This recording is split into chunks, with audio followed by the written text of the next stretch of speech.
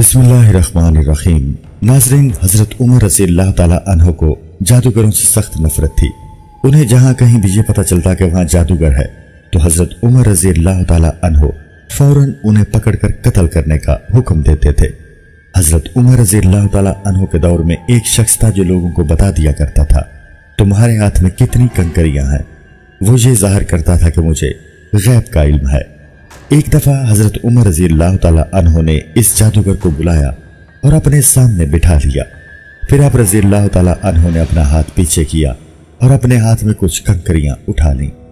फिर जादूगर से कहा, चल बता मेरे हाथ में क्या है।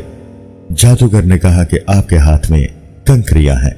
फिर आप रज़ी अल्लाह ताला अन्हो ने फरमाया, बता कितनी कंकरियां हैं। जादूगर ने कहा, 5 कंकरियां हैं। आप रज़ी अल्लाह ताला अन्हो ने अपना हाथ फिर पीछे किया और फिर कुछ कंकरियां उठा ली। फिर फरमाया, अब बता मेरे हाथ में क्या है। जादूगर ने कहा कि आपके हाथ में कंकरियां हैं। आप रज़ी अल्लाह ताला अन्हो ने फरमाया, बता कितनी कंकरियां हैं।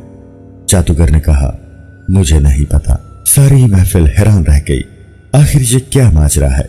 फिर आप रज़ी अल्लाह ताला अन्हो ने फरमाया, पहले जब मैंने कंकरियां उठाई थी तो मुझे भी पता था मेरे हाथ में कितनी कंकरियां हैं। इस जादूगर ने मेरा दिमाग पढ़ लिया था। दूसरी बार जब मैंने कंकरियां उठाई तो मुझे भी नहीं पता था कि मेरे हाथ में कितनी कंकरियां हैं, क्योंकि शैतान इंसान की जिस्म में खून की शक्ल में दौड़ता है और जादूगर शैतान की पूजा करते हैं, जिससे शैतान उनको हर चीज हर बात बता देता है।